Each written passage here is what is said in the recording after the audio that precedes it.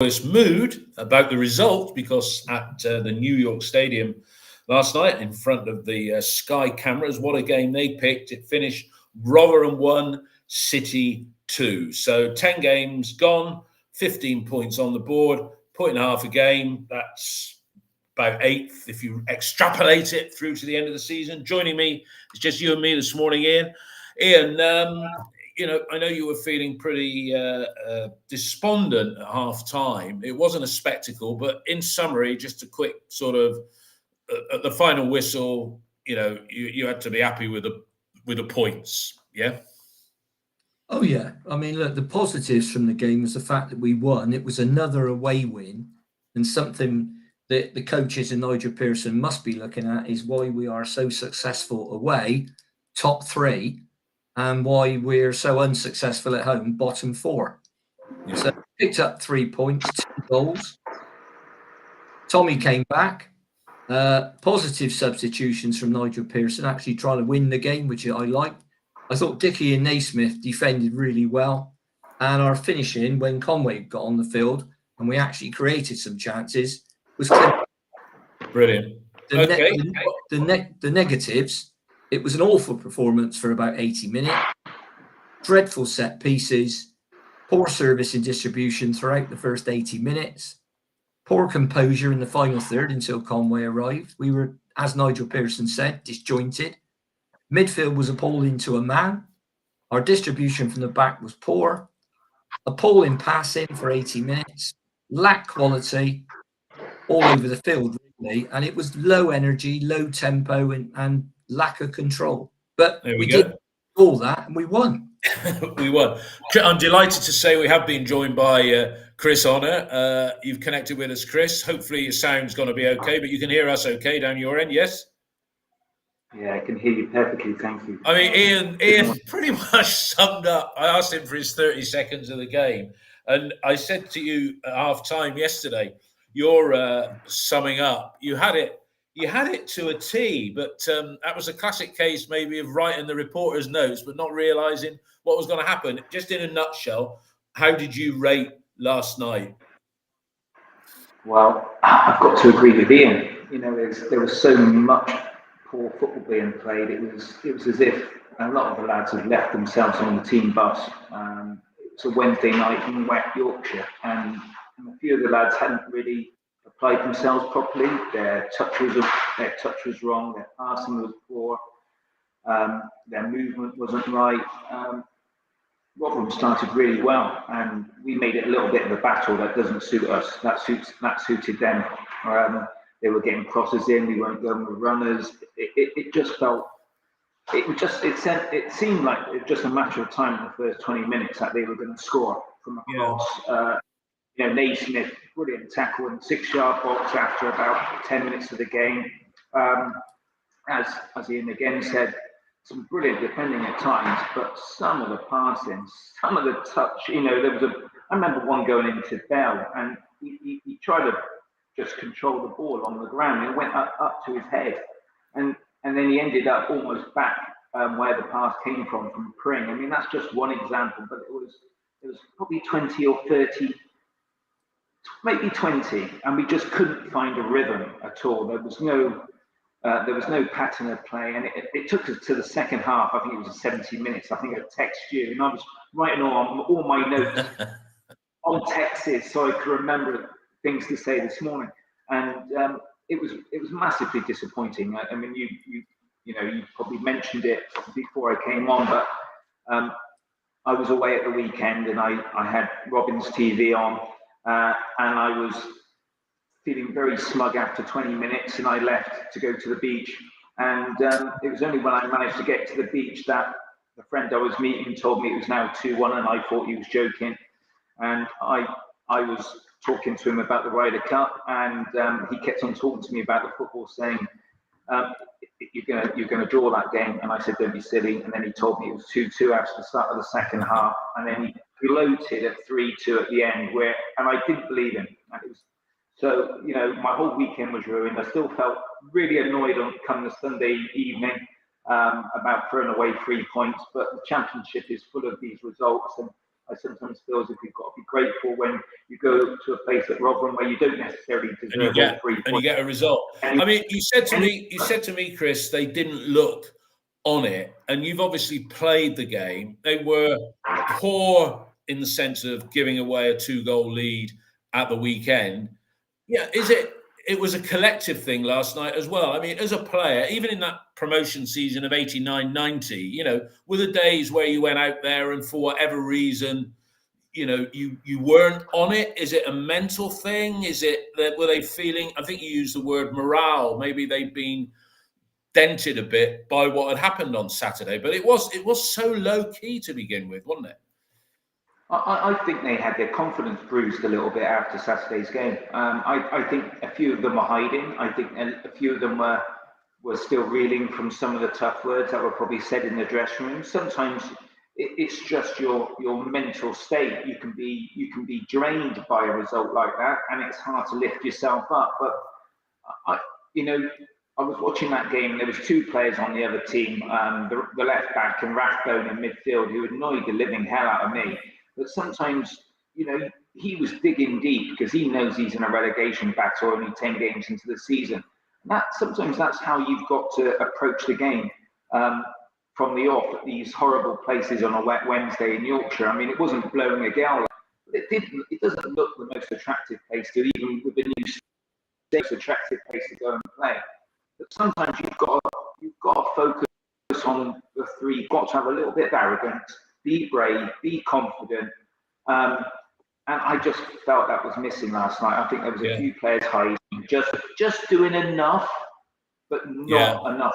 Enough to hide. So I think I know who you mean there. I think I know who you might mean there without naming names, but we'll come on to that later. Ian, I mean, the team, as we always do in our match review, we look at the team lineup. There was a change. I mean, Taylor Gardner-Hickman came in and Harry Cornick came in for Naki Wells. I mean, what did you think of that lineup? It does, while we've still got these injuries to, I'll call it, key players.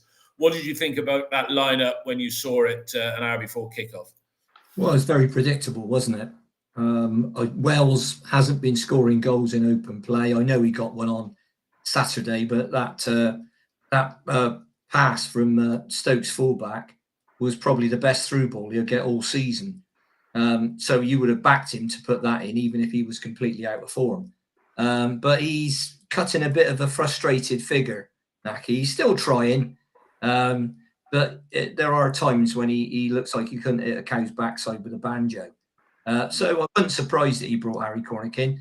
Tanner was injured on Saturday, probably should have been replaced at half-time, but wasn't, and that may have aggravated. But apparently Nigel Pearson said they sent him off for a scan. He's had the scan. It's not major damage. He's obviously just twisted it and bruised it a bit. So he may be available for Leeds, but the way that Nigel Pearson was talking, he'll probably be available after the international break. So no real surprises. I'd have gone a lot more. Well, I say a lot more positive. I'd have played 2 up top. Yeah. Well, that's eventually how we ended up for part of it. Well, we played Conway just in behind Wells, and those 2, as Nigel Pearson alluded to after the game, they like playing together. They're good together, and if you've got smaller, quicker guys, I don't see the point in playing with a 1. We haven't got this 1. Even I don't think Tommy is a 1 who's a back to goal player. So I'd play 2 up top, and I'd go as I said. We'll talk about that when we look forward to Leeds. I'd go to Leeds positive and try and win the game, because they're not in great form at home. No, they're not. They only scraped a 1-0 win against QPR. Chris, Taylor Gardner-Hickman, he was released by West Brom, which is quite unusual. And Carlos Corberán allegedly doesn't know what his best position is. How did you rate his performance last night? Because he was on for the full 90. Is he a fullback? Is he a midfielder? Based on what you've seen so far, would you be buying him for 1.3 million in the summer, which is the agreed price, if we want to? I think I would buy him on the performances that he's put in so far. He's one of those utility players which sometimes works against the player. I mean, I had a phase when I was first in the City team. well, they didn't really know my best position. It was probably because I was too young and still learning the game. Hopefully he gets a run in one position or another, because it does affect your game. You're not mentally prepared, and you don't have a run of stability if you're chopping and changing between positions. For me, I think he's a right back. I didn't think he did great last night. I think he was very exposed by sights, and the two of them didn't work great last night at all, especially the first 20 minutes when all the pressure seems to come down that left side. And again, I really like their fullback, the left back, who just was that was it Blackwell or something like that, or Bramall? Was it Bramall? Bramall, it was Bramall. Well done. Yeah, absolutely. Yeah, I thought he was excellent. And maybe if they had a few quicker, more mobile players than Hugo, some of those crosses could have been converted. But I thought there was a few players, especially in that first 20 minutes, who were missing, and he looked a little bit heavy-legged. And that's what happens sometimes when you end a lot of football. Yeah, staying with you, Chris, Cornick got a start last night in his, preferred central position. He has his critics. He does remind me of that Steve Jones, who you'll remember at the turn of the century. That sounds a long time ago now, doesn't it? But I thought in the first half, he was one of the bright sparks coming out of it, because at least he showed a little bit of a passion, and his co-strikers, for want of a better word, Sykes and Sam, were a little bit wanting, I think the two wide men were disappointing, especially first half. Cornick gives you great effort. He was probably told that he had 60 minutes. Naki was probably coming on with Conway.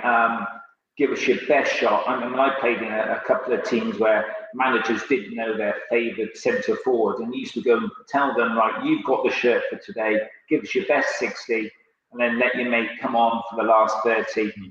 And ironically, it usually used to be the one that came on for the last 30 that would score a goal and then start the next game. So there was never any continuity for the forwards. But I think Cornick's touch could be better. I think he could win a few more headers. I think he could be a bit more brighter, getting the ball out of his feet and passing it a little bit earlier. Sometimes he gets the ball caught in his feet when he's trying to adjust them to play the pass. But one thing you do get from him is tireless running. And that's what you want. I mean, if there's anything about the DNA, it's what you want. But you also want a little bit more quality at this level. If we want to go to where we want to go, I don't want Bristol City to be a holiday camp football club. I'm fed up with watching also Rams come into my club. I want to see a bit of development, see a bit of progress. He's the right player for the right time.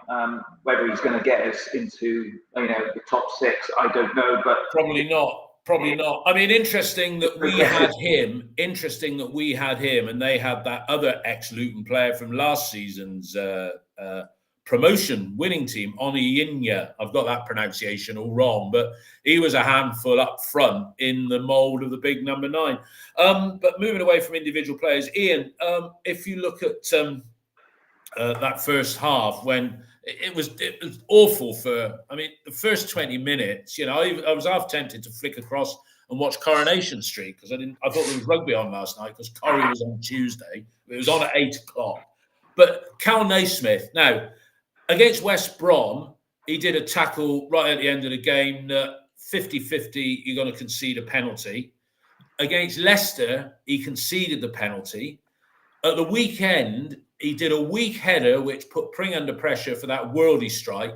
And if you looked at the third goal, he lost his man in midfield, and he was 30 yards behind the bloke who put the ball in the back of the net. But last night, that tackle that he did, and I don't know if it was on Hugo, 4 goals in his 3 previous games against Bristol City for 3 separate clubs, a little fact there.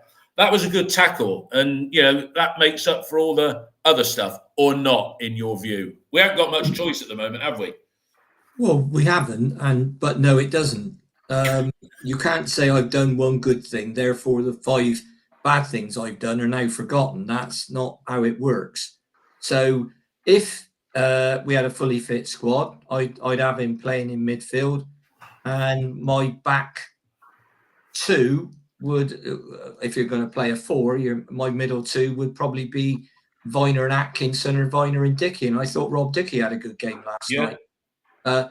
Naismith was fine last night, but you know with him that he's always got a mega rick in him. And I think that when you got 2 players on the left-hand side, as we did against Stoke, you got 2 players on the left-hand side in Pring, who didn't defend very well on Saturday, and Naismith, who didn't defend very well on Saturday. It becomes a struggle because the opposition will just say, right, we'll get after him, focus on it. The tackle was on Hugo. I think that the last time I remember playing against Hugo, he played for West Brom and scored a hat-trick in that game that was famously Danny Simpson's last game for the club. Not that he played many. But no, I think, at the moment we haven't got a great deal of choice unless we bring one of the kids in. And it probably isn't the best time to do that. No. So we have to persist with that until at least, it looks like Rob Atkinson and Zach Viner will be fit at about the same time. Obviously, Zach's got an advantage that he has played a lot this season, so his match fitness will be a lot further on than Rob Atkinson. But this is the problem when you've got a small squad and you get a glut of injuries in one position. Chris, in the first half, a game that was refereed by Dean Whitestone, who I believe, I'll stand corrected here, was the referee in the game up at Hull at the start of last season when he gave that penalty that cost us victory or at least a point on the opening day. But there were two penalties that looked to have been given. There was one, I think, when Dickey was grappling going on in the box, but the more blatant one was the foul on Sam Bell when he was on the right side of their 6-yard area. And the referee, it was the wrong side of the pitch for the linesman, but the referee, he was blindsided. He couldn't see the player's arm pulling him down. But what got me, we didn't even appeal. And is it a mental thing that we've given up appealing for penalties because we know we're not going to get them? It's 10 in the last 5 years, 2 in the last 2.5. But when you played under Joe, there's one thing getting in the referee's face, but if there's a hint of a penalty, if you scream loud enough, are we just sort of shrugging our shoulders and accepting, or were they very marginal decisions? And I'm grasping at straws with both of them. Well, I'm glad I'm not on BBC Radio doing this, David, because I thought the referee was absolutely appalling last night, even before those 2 decisions. I mean, some of the decisions that were just very basic, as in throw-ins, and some of the fouls that he should have given early on in the game, it played into Rotherham's hand. There was a lot of pushing, shoving, even at throw-ins down the line, you just saw people just shoving with 2 hands, and there was no decision given. It suited Rotherham's style because they're very direct. And I'm thinking this referee is very lenient at this moment in time, and it's helping the home team. But I was the referee. I don't want to say too much because it gets boring, but I think Bristol City need to be, every 11 of those players need to be in the referee's ear from the start of the game, because you're not going to get anything away from home if you're not saying things to the referee constantly. It doesn't have to be abusive. No. And I don't want to encourage that because it gets boring and it's not nice for people to watch.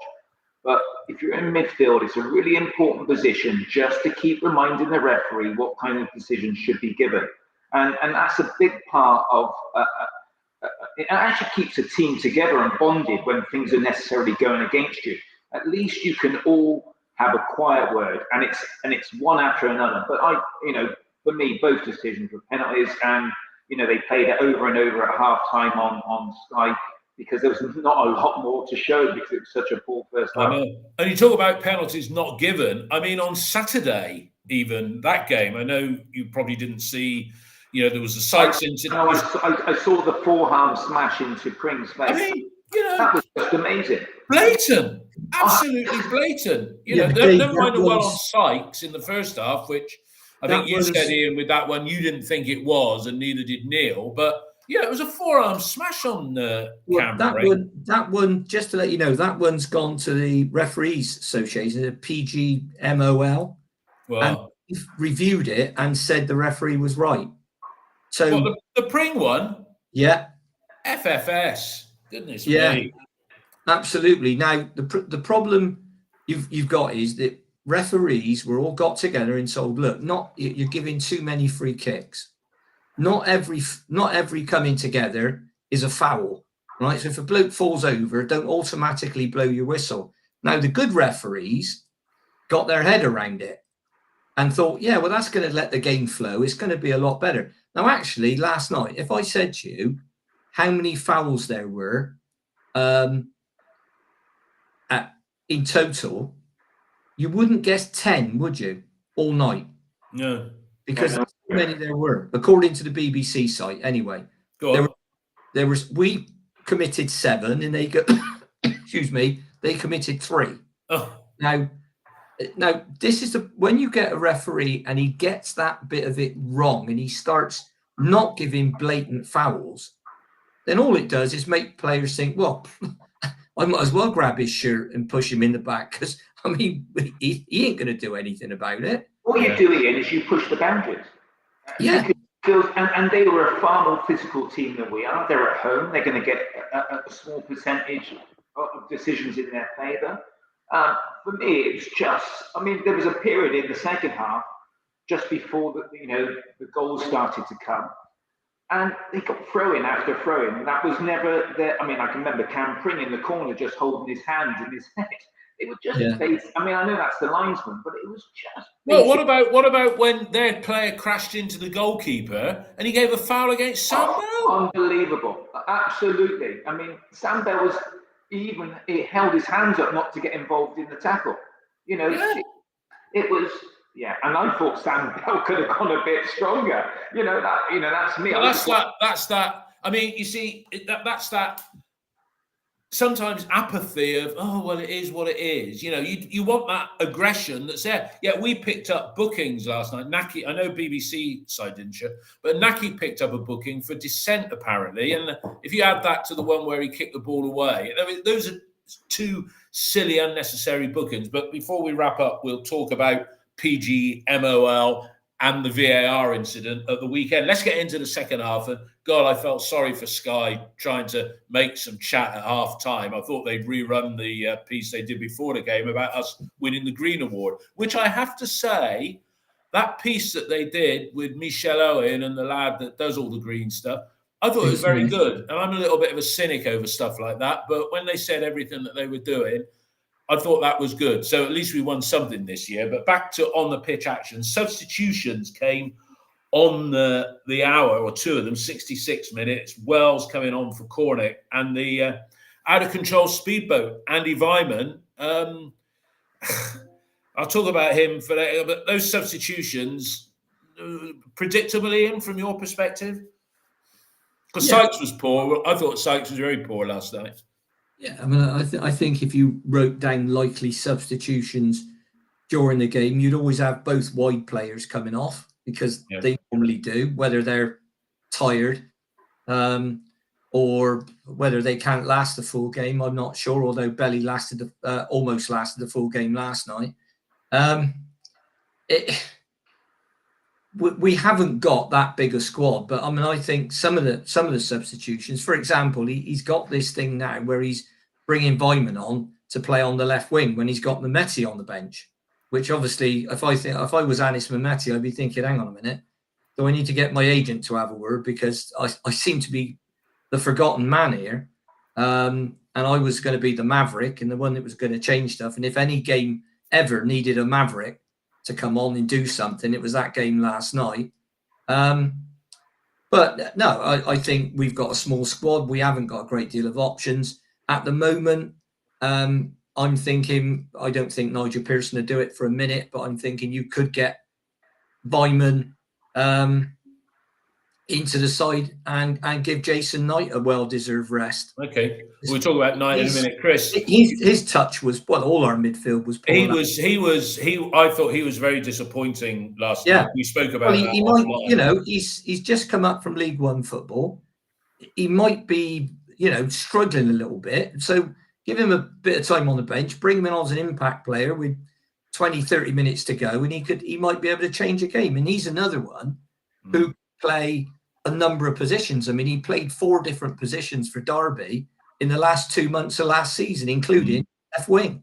Yeah. All right, Chris, you wanted to make a point there, and I'm guessing it might have been about Mehmeti, but I'd like your assessment on Jason Knight as well overall. But what was the point you were going to make when Ian was talking? Was it about Mehmeti and his... It was about Mehmeti, and I suppose it's his defensive frailties is worked against him last night. If you're going to put someone on with a lot of energy, who will do his defensive duties, will backtrack, you're always going to go violent. But Mehmeti, for me, he is the forgotten maverick. He's been told to give us an end product, and he's now got so much going on inside his head. He's not even given us all those silky skills or those step overs, and he's not playing. I think he's not even playing for the under-21s occasionally, is he? He's just sat on the bench. So what will happen over a period of time if we don't start playing him, and we've got to get him on that pitch and give him some confidence, is he'll just drift and he'll get lost in his own little bubble of. He'll start feeling sorry for himself, and if he honestly, I was so excited when he first came to the club after Semenyo left. I thought he was the one that was going to take over that kind of flying mantle, which Sam Bell's taken over. But for me, Mehmeti has got too much going on between his ears at the moment. He's been told that he needs to give us an end product. He needs to stop giving, having too many touches on the ball. He needs to make sure his final pass finds its destination.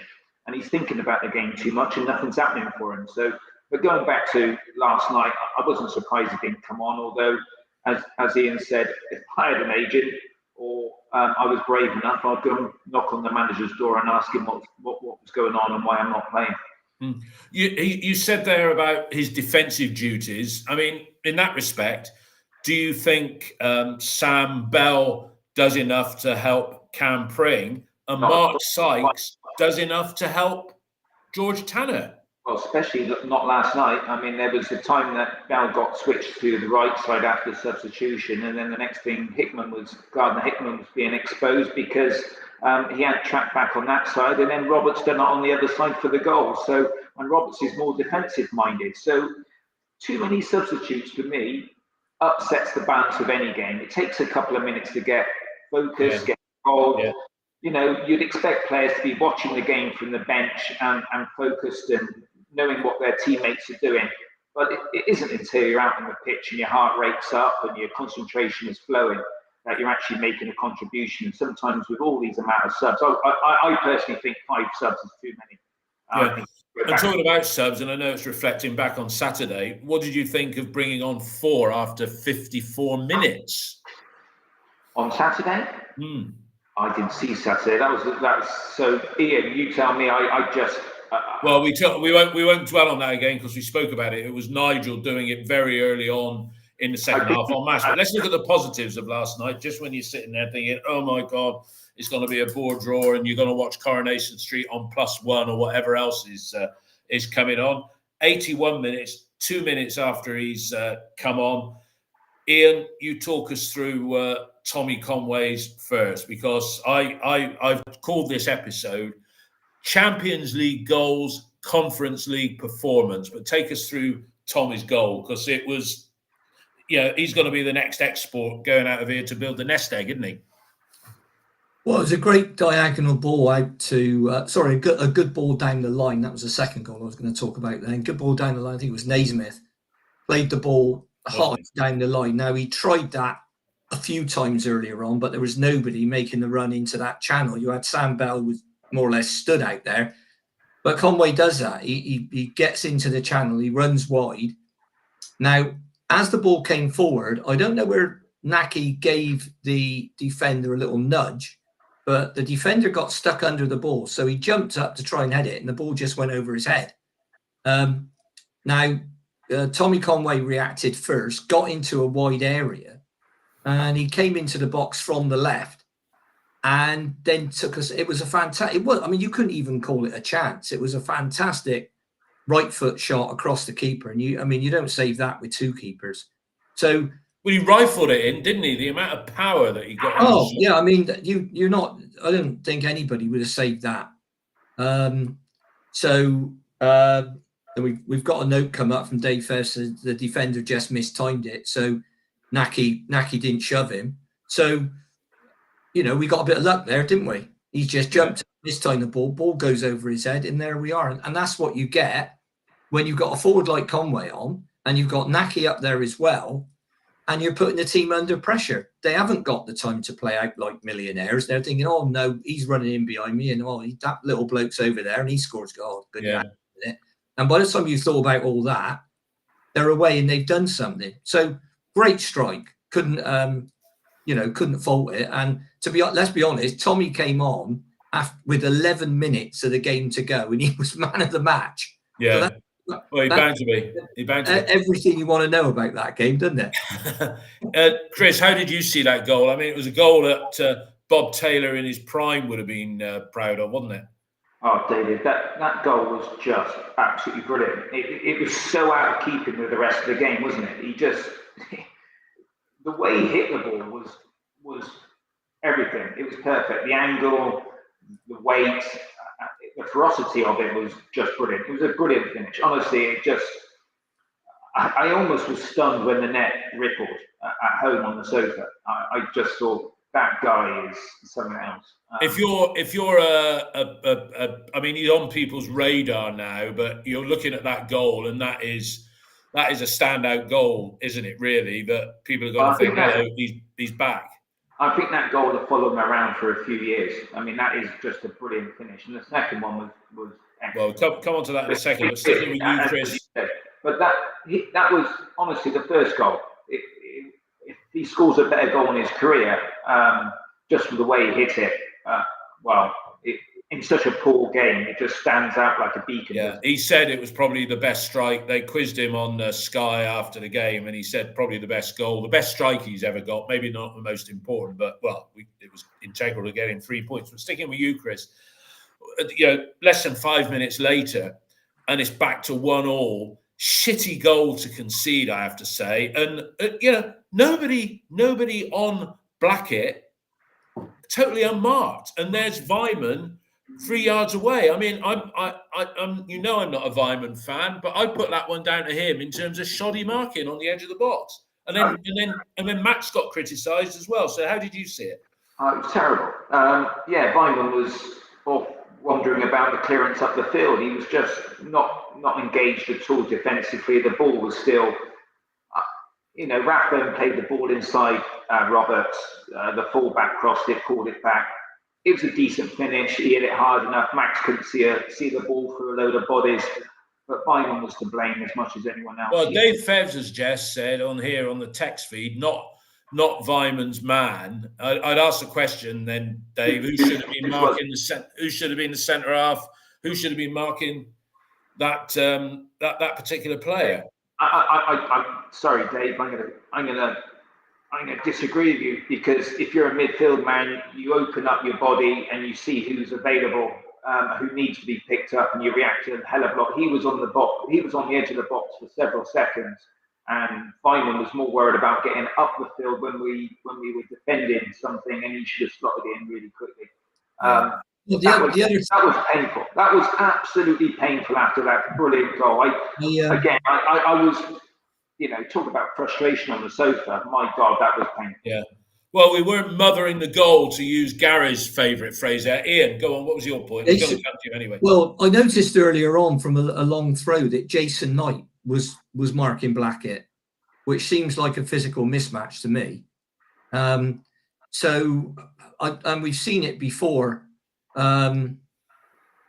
We've seen it before when you had things like I remember Hando Masengo was marking Mitrovic at Fulham. It's daft, isn't it? You're not going to compete physically with that guy. And I thought, in fairness to our defenders last night, the central defenders, they competed well physically, because Hugill's a handful. He's not a brilliant footballer, which is why he's played the level he's played. And when he moved up a level, he just did. It was West Ham, wasn't it? He just didn't. So he was a ridiculous fit for West Ham, wasn't he? Yeah, and but Dave's made a note. King and Roberts didn't communicate for the ball down the line. No, that's quite right. I mean, Roberts hadn't been on the field very long, but he was ball watching for their goal, the cross that come in. So it was, and the shot, I thought Max could have done a lot better with the cross, with the shot. I don't know. It seemed to get a deflection. I don't know if it's Dickey or somebody else tried to dive in front of it. Whether and Max was going backwards as well. Wasn't he? It was almost as if he was going to save something, and then something, whether it was deflected. Now I didn't see it. I didn't see a clear. Sometimes you see a deflection, you think, well, he had no chance. He's going.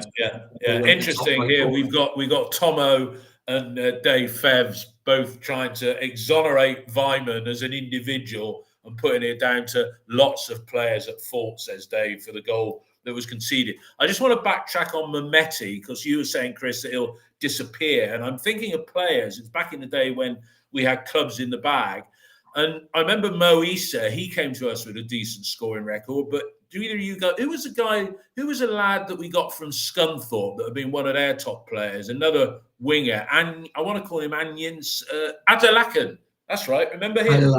Adelakan. He came from Scunthorpe with a decent track record and never seen a game. But there we go. Anyway, so the board's up. It's 1-1, 6 minutes of added time. Yeah, Chris cleaning his camera lens there. 6 minutes of added time. And in the fifth one of those 6, his first goal was good, Chris, but his second goal wasn't too shabby either, was it?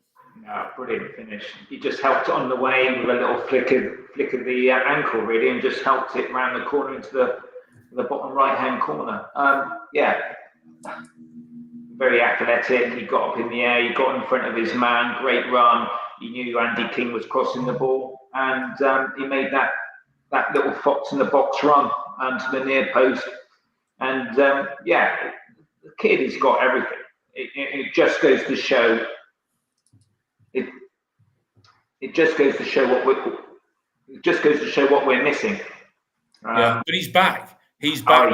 And when he did that flick, I mean, it could have gone. It just crept in the post, just like his shot did. It crept in. I mean, that could have gone the other side, but maybe that's a mark of his quality that he knew exactly what he was doing when he connected with that ball, didn't he?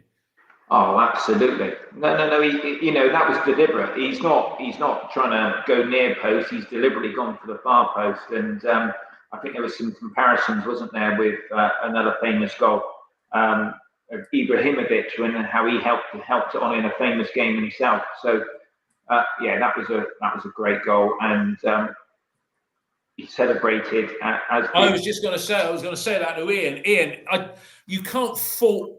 Never mind how they played. Well, I say never mind. That's sort of brushing that performance under the carpet. But there's a good spirit there. I mean, Tommy looked really happy. Andy King had been provider there. You can't say Nigel hasn't built a collegiate, collective approach to on the field and as a group. Would you agree with that, Ian? And the goal, your take on the goal? Well, terrific ball from Taylor Gardner-Hickman, who found himself in what may be, because at the moment I'm with Carlos Corberan on the boy. I don't really know what his best position is. I haven't really seen him play enough. I would rather have, on what I've seen, I'd probably rather have George Tanner at right back. I think he gives you more defensively, whereas Gardner-Hickman gives you a little bit more going forward. He can take a set piece. I've seen some clips of him where he can actually shoot as well. But I'd like to see him being given a go in central midfield. I think he's or you could even, I'm doing the thing again about what you can do with a player. He could even play on the right side if Mark Sykes is out. You want a less attacking in front of George Tanner, and that would stop our fullbacks getting exposed. It would also mean, I think, that our fullbacks could actually be a bit more confident in getting forward, because at the moment I think they're terrified that if they go forward and get beyond the winger and it breaks down, there'll be no cover behind them. And I think that's a great point, and that's an advocate. why But that's changing the system, Ian, isn't it? Well, yeah, but sometimes you have to. I mean, for example, away from home, I think Nigel Pearson could say, "I'm not changing anything. Look how well we're doing. We're joint third best team in the championship away from home based on results. That's a fact. Now, we're the 21st best team at home. Now, I'd love to hear his take on why that is. You know, there are all sorts of theories. I think a lot of it's to do with when we have too much possession, where we sort of we tend to not know what to do with the ball because we haven't got a Tinian or a Hartley or a Gary Shelton or somebody that's a bit, it's a bit clever, going to play an unusual pass, little tuck ball or something like that. We haven't got that player. The midfielders, I think Jason Knight can shoot, but he's not getting in great positions. He's got a touch of the Andy Wymans, the chaotic thing when he's in the final third, and he just needs a good measure of calmness because he's got it. You can see he's got it. It's not like he can't. Yeah. As I said to you earlier, Dave, we've had players over the 50 odd years we've been supporting this club. We've had players down here who struggle to kick it in the right direction. So I played with a few of them.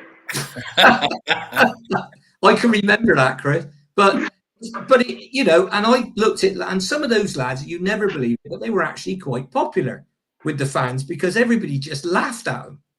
And well, but they had the effort. They had the effort. No, they had a lot of effort. That's what a Bristol fan likes. Is we like. Yeah, but I'm not being. But people looked at him and thought, well, look, the kid can't do it. They've picked him in the side again. Why have they picked him? Give a young lad a go or something like that. But he's picked him again, and look how, and people would laugh about it to an extent. We're not like that now. We've got guys who I've seen play, and they can play. They can play a bit. That's the key thing. They can play a bit. Keen to move on because we're all a bit busy this morning. Chris, that's a block of 10. Yeah. It's 1.5 points a game. 4 wins, 3 defeats, 3 draws. Yeah. I mean, it's a decent start. Is it a B plus, a B, or a B minus in your book if we're looking in blocks of 10? For me, look at the table last night. It's fascinating, isn't it? There's a couple of clubs that are really doing well, the Ipswich and the Leicesters. And then there's a couple below. And there's about... There's 2 points separating 5th from 16th, I think it is, yeah? Yeah, I was about to say there's 40 teams on the same points almost, isn't there? And 1 point gets you in the playoff from where we are. It's concertinaed up, it's nice and tight. It just goes to show the championship, if you put a run of consistency together, you're up there. And that's what makes Saturday's results so disappointing because you can't throw... Listen, away games are your bonus points. You've got to win at home. You've got to get the fans behind you. You've got to make Ashton Gate a fortress. You've got to be presuming that you're going to pick up 3 points each week there, and your away points are just a bonus. At the moment, we're the opposite way around. So, I know we touched on it just then, but it's really important that we win our home games and we're a little bit more consistent there because that's what will take us up the league. Yeah, I mean, you're right. I mean, 5 points out of our 15 from 5 home games, it's not very good. And if we'd have beaten Preston, for instance, okay, we were well beaten by Birmingham, or if we'd have, kept it at 2-2 or hung on to that 2-0, well, if we'd have hung on to that 2-0 lead, and just won, we'd have been right up there, But Ian, what's 10 games in? I think Saturday's more of a natural break because 11 games is pretty much a quarter of the season. And it's a tough one because if you go to Leeds and you get a win, then that puts us on, what would that put us on? On 18, yeah? That's 70 multiplied by 4, 72 points. You go and you get a loss, it's that 8th, 9th, and 10th. Is that us as a team now in 8th, 9th, and 10th position? I think if we had everyone fully fit and in form, and that's never going to happen. But let's play a little bit of let's pretend. We've got a top 10 squad. Yeah, when you get the players back, and if you look at the players out at the moment, there are 5 injured. If you said, well, if we could get Atkinson, Viner, and McCrory back, and McCrory was the guy that Pearson said was going to play right back. Yeah. So if you got those back, and then you can move players to where they're best, I still think Naismith's best in a holding midfield role.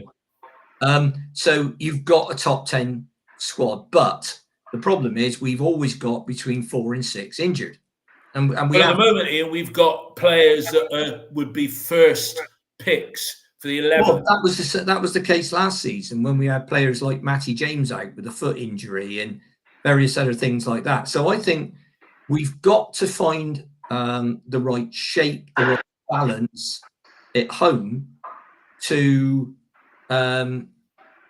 ensure that when we do have a bit more possession, or if a side sits in, and I don't think, to be honest, when I looked at Stoke, I don't think they particularly sat in, where we can press our advantage home, but stop sides grabbing goals back. It's that balance, and I think some of it, you know, I look at the side sometimes and I think when Leicester or Ipswich go somewhere or have a home game, they believe that they'll win. The players you can see absolutely believe it. I don't think all of ours do. No. I think they believe in themselves. And it's been that home form, Ian, has been a problem for about, I would say, for 4 years, because we've been consistently better away from home for the last 4. Chris, you were going to make a point there. Well, it's funny, you know, considering we were 2-0 up on Saturday, off the back of a brilliant defensive performance at Leicester, where, you know, if it wasn't for, you know, a penalty decision, I personally thought Bristol City were going to, you know, just finish that game off, just enjoy the 2-0 lead at Ashton Gate and put in a performance which may have led to 3 and 4 goals. But, you know, to concede 3 sloppy goals, from what they've been described to me as, and some of the, you know, the way I've seen them in the highlights, was massively disappointing. You can't afford to do that at home. The fans are your bread and butter. You've got to get those fans on side. You've got to get them through the turnstiles. And at the moment, we're just not doing it. We're just not giving them fans what they But we are being well supported through the club is being well supported, you know, consistently. When you think only about 5-6 years ago, we were getting gates of 15 or 16. The level of attendances at Ashton Gate are better than they were when we were in the equivalent of the Premier League 43 years ago. David, if you've ever been to B&Q on a Saturday, that's why I go to Ashton Gate most Saturdays. Chris, if come January we could talk at length about the way the club is approaching things at the moment, and I'm talking about the level up from Nigel as he tends to refer to it. But come January, if we're 2 points off the playoffs as we are now, but half the season has gone, a lot of people were saying with the Scott money, nobody was expecting 10, 15 million of it to be spent. We were expecting a couple more McCrory, Knight type of signings. Do you think they'll relax the purse strings in Jan if we're there or thereabouts with players back from injury? If you were going to, will we spend the money, Chris? And if you were going to spend 4 million in Jan to give us that extra impetus, where would you spend it? What area of the pitch would you spend it? I think the team always has to evolve. Every window that opens, they're only open every 6 months. If there's a player that's available, coming to an end of his contract, and it's the right player, and they've done all their due diligence, then you have to snap a player up. For me, I would definitely go for another centre forward. I think we're light up there with Cornick, Wells and Conway. It only goes to show what happens when one of them's injured, we're struggling.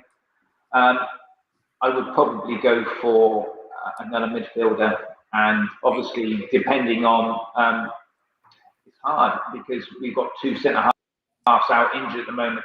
You might need another one there, you know, and that's the spine of the team. But listen, it's a squad in progress. We've got a very small squad in comparison to some of the bigger teams in the league. But going back to again what Ian was saying, you as a manager, you've almost got to expect that 4 to 6 players are going to be out at any one time during any season, and it happens to every club. Yeah. You walk into any medical room, and there's always 4 to 6 players out injured. Yeah. And you just got to pray they're not in the same position, because it can leave you really empty in those. And that's what happened last season with Andy King playing at centre half. I mean, Ian, do you think in Jan, if we're where we are now, there might be a relaxation of the purse strings at all, or do you think we're just going to view this a season of consolidation? I mean, it's interesting. The first 10 games of Nigel's 3 complete seasons in charge that we're into now, we've got 13, 14 and 15 points after 10 games in each of the last 3. Do you think if we're where we are at the turn of the year, Nigel should be offered a contract extension? I meant to ask Chris that, but we'll pass on that until next time. But in your position, Ian, what do you feel? If what you're saying is if we're a point off the playoffs at Christmas, January, no, because you get the Christmas New Year games out the way, when the window opens, right? First week of Jan. Well, January the 1st then. Yeah. Well, do I think if we were pointing off the playoffs, do I think money would be available? Yes. I think Steve Lansdowne would relax the purse strings a bit.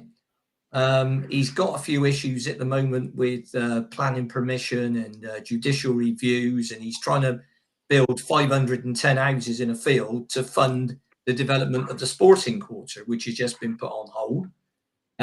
So at the moment, he's got a lot of irons in the fire when it comes to spending money. But if we're a point off the playoffs come the 1st of January, it would be ridiculous not to make some key signings to strengthen the team, even if they were only loans. So you can sanction an amount of money for the last 3-4 months of the season and say, right, you can go out and bring in 2 or 3 top quality, and they have to be top quality, not, another one from the bottle, as Mourinho said. They have to be top quality signings that are going to... They're going to walk into the side and make a difference, is what you're saying. Yeah, it's like I said to you the other week, Dave, when you're saying, well, you can't really drop Joe Williams and you can't really drop Matty Well, James. I didn't say that. I've never said you can't. Wait a minute, you did. And if you remember, I said to you, well, okay then, so if we could get, coming back from injury, Kevin De Bruyne on loan, would you play him? And you said, well, yeah, I'd play him. So that's the point. They have to be a player that comes in and you think, oh, blimey, he's good. And we've had it with loan players before where they come in and they're they're about 15-20% better than the lads here. If you could get, you said about a number 9, if you get Tammy Abraham back, I mean, what a signing. So, well, he was. Yeah, that's it. That's the best. That's the best indication. That's the best indication of that. That's what I think we need to take us to the next level. And it depends, once again, who's fit, because we might get to a situation where the defenders are back, but we haven't got any midfield players. Yeah. No, you're right. Yeah, you're absolutely right. What do you need? Well, we need what we currently haven't got. And I just think, I've been saying it for a long time, and I'll keep saying it, the squad needs to be a little bit bigger to allow for the injuries. Yeah. That's what I'm saying. I'm not talking about 40 players like it was under Lee Johnson. I'm talking about another 3. I was just going to say that number, to take the selectable squad up to 30. Right. Just to wrap up with you both, or Prince, I know you've got to get away very shortly, Ian, but Chris, first of all, PGMOL, Professional Game Match Officials Limited, VAR at the weekend, it brought its inadequacies or everything into sharp focus. The Spurs-Liverpool game, Jurgen Klopp saying the game should be replayed. Everybody's heard the tapes now. I'm surprised that has been put in the public domain, but it shows a lack of professionalism or concise communication. I mean, what do you think of that whole episode that's gone by this weekend? Well, it's thrown the officials under a bus, hasn't it, by releasing that information? I think that wasn't necessary.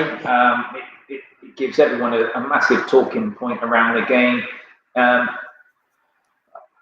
again, people in authority have had their positions exposed. For me, I am so grateful the Championship doesn't have VAR. I think regardless of those silly decisions last night by the referee, which there was far too many. I love the Championship the way it is, and I didn't want VAR from day one. I've had loads of conversations with friends about it, probably with you guys as well. I just think it slows the game up. It's painful, and it's not great. It's not great. But those decisions over the weekend, we're talking about millimeters. The game is meant to be played to the naked eye. It's meant to be at the speed it's at. Do you know what? There's been mistakes made by officials over the years, and Jurgen Klopp asking for the game to be replayed.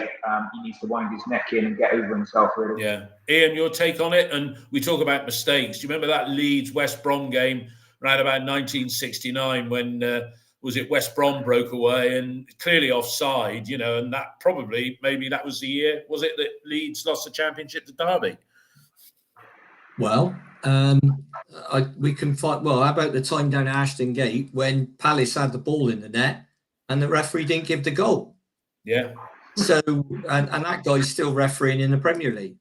So, the way I see it, I don't think there's anything wrong at all with the system itself. It's a piece of IT, right?